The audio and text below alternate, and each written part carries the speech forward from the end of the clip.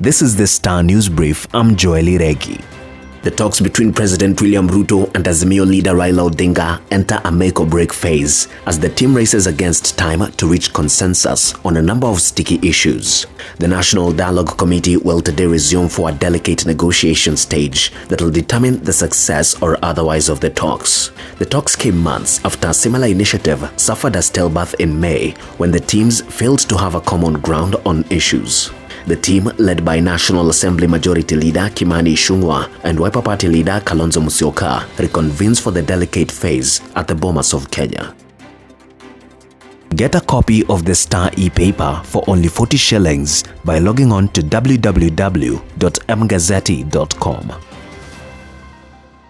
Sports and Youth Affairs Cabinet Secretary Babu Namwamba has defended his record and dismissed the removal of the arts role from his docket as an indictment of his performance. Babu, who has in the recent past faced criticism from sections of the ruling party with calls for him to resign, said he believes he is among the best performing cabinet secretaries. He said it would be wrong to consider the opinion of some ruling party officials as the party position on his performance. Babu faced criticism from Majority Leader in the National Assembly Kimani Ichung'wah, Deputy Speaker Gladys Bos-Sholei, Nandi Senator Samson Cherargei, and Kipipiri MP Wanjiku Muhia, among others.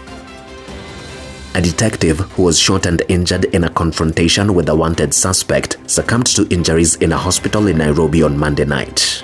Police said Constable Andrew Nyakundi, who had been shot in the thigh on Sunday night, died out of the complications after the bullet also ruptured his nerves. Nyakundi was one of the 4 policemen who were shot and injured in the confrontation with a suspected thug they had cornered in his house in Kasarani, Nairobi.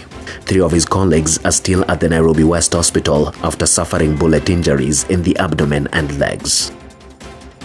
Deputy President Rigathi Gachagua is increasingly uneasy in his drive to consolidate the Mount Kenya backyard as a reliable vote base.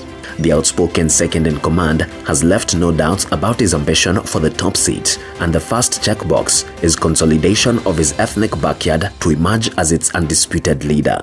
Pundits claim the DP's bid to build a cogent power base that would confer him political clout for 2027 is jolted by his unblemished image, inability to tame his tongue, and failure to gain trust of key leaders from the region. Gachagua's wife, Dorcas, is the latest to give clearest indication of his ambition and the jolts he is facing, suggesting her husband's role and future needed strenuous prayers for divine intervention. A 12-year-old boy is admitted to hospital with a serious bullet wound after he was accidentally shot by his brother in a village in Kibish, Turkana County.